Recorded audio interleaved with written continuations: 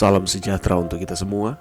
Pelajaran Sekolah Sahabat dengan tema utama Surat Efesus, pelajaran ke-6, Misteri Injil. Minggu 30 Juli. Paulus, rasul yang dipenjarakan bagi orang bukan Yahudi. Bacalah Efesus 3. Saat Anda membacanya, identifikasi satu atau dua tema utama. Poin utama apakah yang Paulus buat? Efesus 3 menampilkan struktur yang menarik. Paulus memulai pasal ini dengan kata-kata ini. Itulah sebabnya aku ini, Paulus, orang yang dipenjarakan karena Kristus Yesus untuk kamu, orang-orang yang tidak mengenal Allah. Efesus 3 ayat 1. Kemudian, dia berhenti untuk apa yang ternyata merupakan penyimpangan yang panjang, yang berfokus pada pekerjaannya sebagai rasul bagi orang bukan Yahudi. Efesus pasal 3 ayat 2-13. Setelah itu, ia memberi tanda kembali ke alur pemikiran aslinya dengan mengulangi ungkapan, karena alasan ini. Di dalam Efesus 3 ayat 14, dengan ayat 14-21 memberikan laporan doanya yang terputus. Dalam Efesus 3 ayat 1, Paulus mengidentifikasi dirinya sebagai orang yang dipenjarakan karena Kristus. Caranya berargumen bahwa meskipun ia mungkin tinggal di penawanan Romawi dan tampaknya berada di bawah otoritas kekaisaran Romawi, ada tujuan ilahi yang lebih dalam yang sedang dikerjakan dalam hidupnya. Dia bukan tawanan Roma, tetapi orang yang dipenjarakan karena Kristus Yesus. Penyebutan Paulus tentang penderitaannya dan penyebutan belenggunya di kemudian hari menunjukkan bahwa ia tidak berada di bawah rumah tahanan yang relatif nyaman, tetapi berada di penjara. Berada di penjara pada abad pertama dan di penjara di bawah tanah Romawi sangat menantang. Kekaisaran Romawi tidak mengatur penjara yang terorganisir dengan baik, dengan fasilitas sanitasi dan layanan makanan yang teratur. Faktanya, kekaisaran memiliki kebutuhan yang sedikit akan penjara karena penahanan tidak digunakan sebagai alat hukuman. Orang-orang ditempatkan di penjara hanya sementara mereka menunggu persidangan atau eksekusi. Para tahanan diharapkan untuk menafkahi diri mereka sendiri dan bergantung pada kerabat dan teman untuk memasok makanan dan kebutuhan lainnya.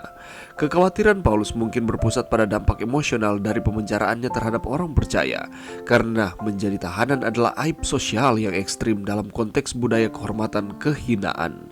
Dia mungkin takut bahwa beberapa orang akan bertanya, bagaimana Paulus dapat menjadi rasul dan utusan Kristus yang dipermuliakan dan menjadi tawanan yang dibenci? Jadi, dia membuat kerangka ulang tentang pemenjaraannya, membantu orang percaya untuk melihat sebagai bagian dari rencana Tuhan. Dia menderita bagi mereka atau penderitaan bagimu, dan apa yang tampaknya menjadi sumber rasa malu sebenarnya akan berubah menjadi kemuliaan untuk mereka. Bagaimanakah kita dapat belajar untuk mempercayai Allah dan jalan-jalannya di tengah-tengah keadaan yang sangat sulit?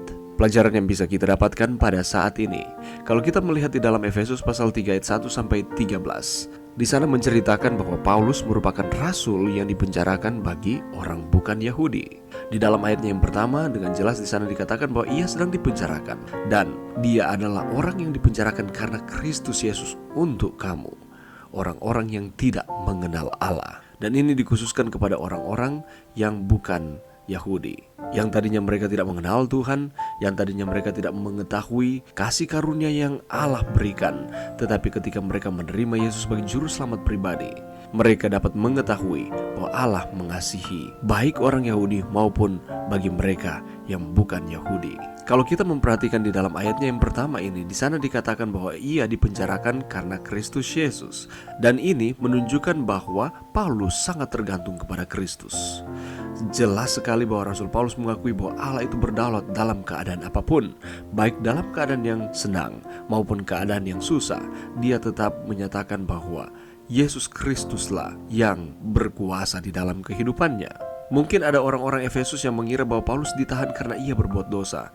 Karena itu Paulus membela diri dan ia berkata di dalam Efesus 3 ayat 1 bahwa ia adalah seorang tahanan karena atau demi kamu. Dan di dalam Efesus pasal 3 ini kembali dia menceritakan kronologi bagaimana sampai ia harus ditawan. Bukan oleh karena kesalahan yang dilakukannya, tetapi oleh karena dia menyatakan akan kebenaran Kristus baik kepada orang-orang Yahudi maupun bukan kepada orang Yahudi. Dan kalau kita memperhatikan di dalam ayatnya yang ke-13, Rasul Paulus menyebut tentang penderitaannya dan penyebutan belenggunya di kemudian hari di ayatnya yang ke-20.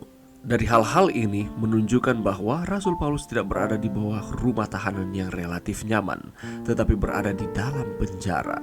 Dan kalau kita kembali lagi ke sejarah di abad pertama, berada di penjara dan di penjara bawah tanah Romawi ini sangatlah menantang. Karena ini bukanlah penjara yang terorganisir, yang tertata dengan baik.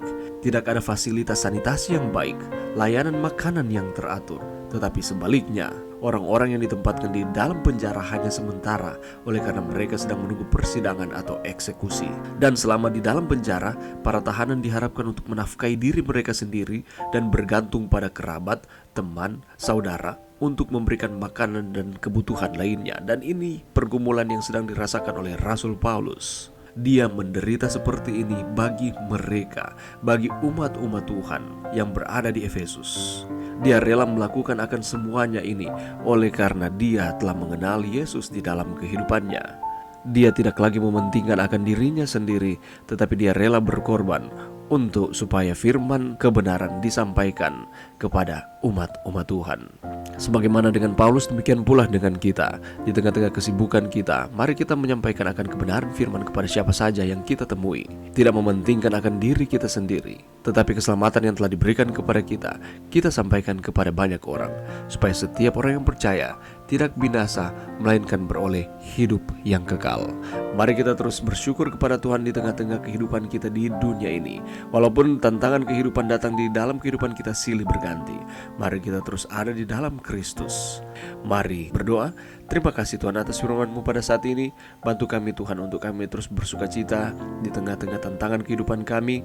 Kami mau menyampaikan akan kabar baik, keselamatan kepada siapa saja yang kami temui, karena Allah telah menyelamatkan kami.